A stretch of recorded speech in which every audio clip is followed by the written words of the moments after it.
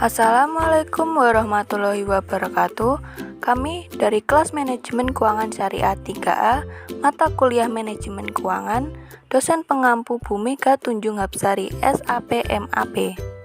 Anggota kelompok 3 yaitu 1. Priscilia Novitasari NIM 1264062011009, 2. Asti Putri Solihah NIM 1264062011021, 3. Muhammad Ihwan Nurdin NIM 1264062011026, 4. Elisa Nur Sandriani Sunander NIM 1264062011033, 5. Nurul Lairatus Saada NIM 1264062011045. Kelompok 3 akan menjelaskan tentang penilaian saham yang terdiri dari 1. Definisi saham dan macam-macam saham, 2. Karakteristik saham, 3. Pendekatan penilaian saham, 4. Pasar saham atau bursa efek. Baik, materi yang pertama ada definisi saham dan macam-macam saham. Definisi saham menurut Rusnak adalah secari kertas yang menunjukkan hak pemodal, yaitu hak yang memiliki kertas tersebut untuk memperoleh bagian dari prospek atau kekayaan organisasi yang menerbitkan saham tersebut, dan berbagai kondisi yang memungkinkan pemodal tersebut menjalankan haknya. Jadi, saham merupakan tanda bukti kepemilikan perusahaan dan hak pemodal atas perusahaan yang menerbitkan saham tersebut. Selanjutnya ada macam-macam saham. Menurut Nur Hadi, saham dibedakan menjadi beberapa macam. Yang pertama ditinjau dari segi kemampuan dalam klaim atau hak tagih. Ada saham biasa dan saham preferen. Saham biasa adalah saham yang menempatkan pemiliknya paling akhir terhadap klaim. Yang kedua ada saham preferen, merupakan gabungan antara obligasi dan saham biasa. Artinya saham ini memiliki karakteristik seperti obligasi dan memiliki karakteristik seperti saham biasa. Yang kedua, ditinjau dari cara peralihan saham, dapat dibedakan menjadi dua. Yang pertama ada saham atas unjuk, adalah saham ini tidak ada nama pemiliknya atau tidak tertulis siapa nama pemiliknya. Yang kedua, saham atas nama, merupakan saham yang sudah tertulis jelas siapa pemiliknya dan peralihannya melalui prosedur tertentu. Selanjutnya yang ketiga, ditinjau dari kinerja perdagangan saham, dapat dibedakan menjadi yang pertama saham unggulan, adalah saham biasa dari perusahaan yang memiliki reputasi yang tinggi sebagai leader dari industri sejenis, memiliki pendapatan yang stabil dan konsisten dalam pembayaran dividen. Selanjutnya saham pendapatan. Saham yang masuk ke dalam ini biasanya memiliki kemampuan membayar dividen yang lebih tinggi dari rata-rata dividen dari tahun sebelumnya. Selanjutnya yaitu saham pertumbuhan, merupakan saham dari emiten yang memiliki pertumbuhan pendapatan yang tinggi dan menjadi leader industri sejenis. Yang terakhir ada saham spekulatif, merupakan saham dari emiten yang tidak bisa secara konsisten memperoleh penghasilan dari tahun ke tahun. Materi yang kedua ada karakteristik saham. Yang pertama ada karakteristik saham biasa, yaitu hak suara pemegang saham dapat memilih dewan komisaris. Yang kedua, hak didahulukan jika organisasi penerbit menerbitkan saham baru. Yang ketiga, tanggung jawab terbatas pada jumlah yang diberikan saja. Dan yang terakhir, memiliki hak memesan efek terlebih dahulu. Yang kedua, ada karakteristik saham preferen. Yang pertama, memiliki berbagai tingkat, dapat diterbitkan dengan karakteristik yang berbeda. Yang kedua, tagihan terhadap aktiva dan pendapatan, memiliki prioritas lebih tinggi dari saham biasa dalam hal pembagian dividen. Yang ketiga, ada dividen kumulatif. Jika belum dibayarkan dalam periode sebelumnya, maka dapat dibayarkan pada periode berjalan dan lebih dulu dari saham biasa. Dan yang terakhir ada konvertibilitas, dapat ditukar menjadi saham biasa jika kesepakatan antara pemegang saham dan organisasi penerbit terbentuk. Selanjutnya pendekatan penilaian saham. Dalam penilaian saham dikenal adanya 3 jenis nilai, yaitu nilai buku, nilai pasar, dan nilai intrinsik saham. penjelasan pertama yakni pada nilai buku. Nilai buku merupakan nilai yang dihitung berdasarkan pembukuan perusahaan penerbit saham. Nilai buku tergambar dari jumlah dari keseluruhan kekayaan perusahaan yang dikurang dengan total hutang atau jumlah dari seluruh hutang perusahaan dibagi dengan jumlah saham yang beredar. Kedua, nilai pasar saham adalah nilai saham yang berada di pasar.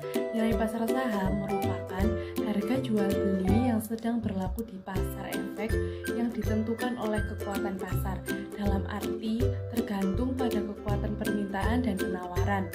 Harga pasar saham juga menunjukkan nilai dari perusahaan itu sendiri. Semakin tinggi nilai dari harga pasar saham, suatu perusahaan merefleksikan penghargaan investor pada bagusnya kinerja perusahaan tersebut. Nilai intrinsik adalah nilai saham yang sebenarnya atau yang seharusnya terjadi. Investor dan analis sekuritas umumnya menghubungkan antara nilai intrinsik saham dan nilai pasar saham. Saat ini untuk menilai apakah harga saham yang ditawarkan emiten sudah sesuai dengan harga yang wajar, murah, undervalued, atau mahal, overvalued.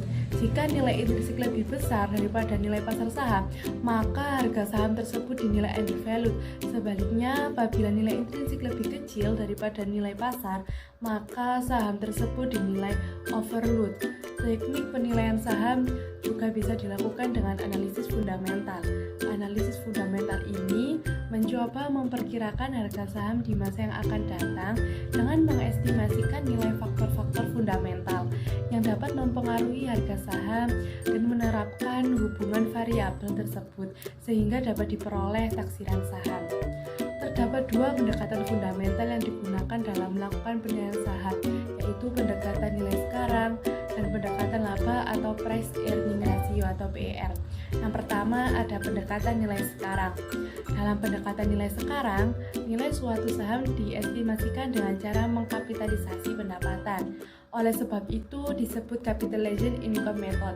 Nilai sekarang suatu saham adalah sama dengan nilai sekarang dari arus kas di masa mendatang yang investor harapkan diterima dari investasi saham tersebut. Menurut Engelin, nilai suatu saham tergantung dari aliran kas yang diharapkan investor di masa mendatang. Perhitungan nilai saham dapat dilakukan dengan mendiskontokan, dalam artian selisih nilai jual dan nilai nominal saham apabila nilai jualnya lebih rendah daripada nilai nominal saham tersebut. Semua aliran kas yang diharapkan di masa datang dengan tingkat diskonto sebesar tingkat return yang disyaratkan investor. Nilai intrinsik atau disebut juga nilai teoritis suatu saham nantinya akan sama dengan nilai diskonto semua aliran kas yang diterima investor di masa datang.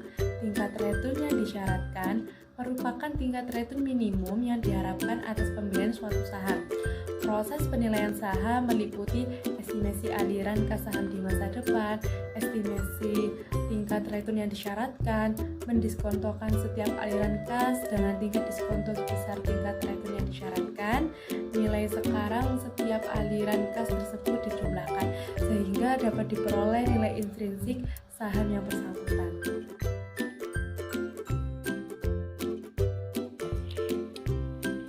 Pendekatan price earning ratio atau PER, pendekatan yang paling populer untuk mengestimasi nilai intrinsik saham adalah dengan menggunakan pendekatan price earning ratio atau PER.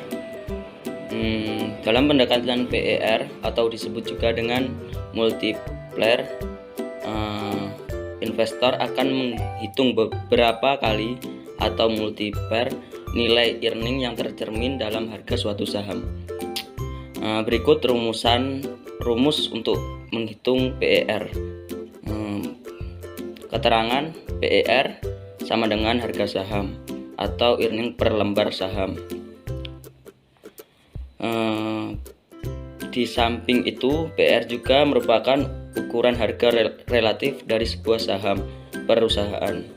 Rumusan untuk menghitung PER atau adalah sebagai berikut. PER sama dengan D1 per E1 atau K kurang G. Keterangan D atau per E1 rasio pembayaran dividen. K. Tingkat retur yang disyaratkan. G. Tingkat pertumbuhan dividen yang diharapkan. Berikut contoh soal. Misal harga saham X saat ini adalah 10.000 per lembar dan tahun ini perusahaan memperoleh earning sebesar 900 juta rupiah. Jumlah saham beredar saat ini adalah 900.000 lembar saham. Hitung PER. Jawab, menghitung earning per lembar saham X. Earning per lembar sama dengan earning perusahaan atau jumlah saham beredar sama dengan 900 juta per 900.000 sama dengan per lembar saham. Menghitung PER. PER sama dengan harga saham atau earning per lembar saham sama dengan 10.000 per 1.000 sama dengan 10 kali. Jadi per saham X adalah 10 kali. Artinya untuk memperoleh satu dari earning perusahaan X, investor harus membayar 10. Contoh PER yang kedua. Misalkan seorang investor membeli saham XYZ. Perusahaan XYZ tersebut hanya akan membagikan 80% atau D1 dibagi S1 sama dengan 0,8 dari earning yang diperolehnya bagi investor dalam bentuk dividen. Pertumbuhan dividen sebesar 5% dan tingkat return yang disyaratkan investor adalah 15%. Maka hitunglah PER-nya. Jawabannya, diketahui D1 dibagi S1 sama dengan 0,8, K sama dengan 15% atau 0,15, G sama dengan 5% atau 0,5. Maka PER-nya sama dengan D1 dibagi S1 dibagi K kurangi G sama dengan 0,8 dibagi 0,15 dikurangi 0,5 sama dengan 0,8 dibagi 0,1 sama dengan 8. Pasar saham atau bursa efek. Bursa efek adalah sebuah pasar yang berhubungan dengan pembelian dan penjualan efek perusahaan yang sudah terdaftar di bursa itu. Bursa efek tersebut bersama-sama dengan pasar uang merupakan sumber utama permodalan eksternal bagi perusahaan dan pemerintah. Perdagangan dalam bursa hanya dapat dilakukan oleh seorang anggota, sang pialang saham. Permintaan dan penawaran dalam pasar-pasar saham didukung faktor-faktor yang seperti halnya dalam setiap pasar bebas, mempengaruhi harga saham. Sebuah bursa saham seringkali menjadi komponen terpenting dari sebuah pasar saham. Tidak ada keharusan untuk menerbitkan saham melalui bursa saham itu, dan saham juga tidak mesti diperdagangkan di bursa tersebut. Hal semacam ini dinamakan off-exchange. Sistem dagang bursa efek. Bursa efek merupakan tempat yang terjadinya jual beli sekuritas dan menjadi bagian utama dari pasar modal. Jasa utama yang dilakukan pada bursa efek ialah menyelenggarakan kegiatan perdagangan sekuritas di pasar sekunder. Perusahaan yang memiliki kelebihan dana dapat menjadi sekuritas kepada perusahaan yang kekurangan dana di pasar modal. Sekuritas yang diperjualbelikan bukan saham dan obligasi. Selanjutnya, poin objek jual beli bursa efek. Bursa efek utamanya melakukan jual beli saham, obligasi, dan sertifikat reksadana. Lalu apa sih pengertiannya? Saham merupakan tanda bukti penyertaan modal atau bukti pemilikan atas suatu perseroan terbatas. Dividen akan diberikan kepada pemilik saham sebagai bagian dari keuntungan usaha. Lalu obligasi merupakan tanda utang yang dikeluarkan perusahaan atau pemerintah kepada masyarakat dengan pembayaran bunga. Sedangkan sertifikat reksadana merupakan surat berharga yang menggantikan suatu surat berharga atau sekumpulan surat berharga lainnya. Selanjutnya, poin jenis bursa efek. Bursa efek dapat dibedakan menjadi bursa yang terorganisir dan bursa yang tidak terorganisir. Bursa terorganisir melakukan pekerjaan menyerupai pasar sekunder dan memiliki organisasi yang jelas keberadaannya. Pada bursa yang terorganisir, surat-surat berharga yang beredar dijual kembali. Sedangkan bursa efek yang tidak terorganisir merupakan pasar dunia maya yang membeli dan menjual surat berharga yang tidak terdaftar di bursa yang terorganisir. Peserta bursa efek yang tidak terorganisir meliputi para pialang saham dan dealer dalam jumlah yang banyak. Komunikasi dan transaksi di bursa efek yang tidak terorganisir dihubungkan dengan komputer dan telepon. Selanjutnya terdapat peran bursa efek. Yang pertama, peningkatan aktivitas di pasar modal. Pendirian bursa efek memberikan kemudahan bagi perusahaan dalam memperoleh modal kerja. Keberadaan bursa efek juga meningkatkan partisipasi masyarakat dalam pembiayaan nasional. Perusahaan akan meningkatkan penawaran saham kepada publik jika minat masyarakat untuk melakukan investasi cukup tinggi. Meningkatnya penawaran saham akan mendorong meningkatnya jumlah emiten dan jumlah surat-surat berharga yang diperdagangkan, serta peningkatan jumlah transaksi yang terjadi pada setiap saat. Yang kedua, penyediaan informasi harga saham. Dalam satu hari, perubahan harga saham dapat mengalami peningkatan atau penurunan yang cukup besar. Besarnya nilai perubahan harga saham dipengaruhi oleh harga yang diinginkan investor yang akan menjual sahamnya dan harga yang sanggup dibayar oleh calon investor untuk membeli saham. Bursa efek berperan memberikan laporan harian yang berisi harga penutupan dan perubahan harga yang terjadi.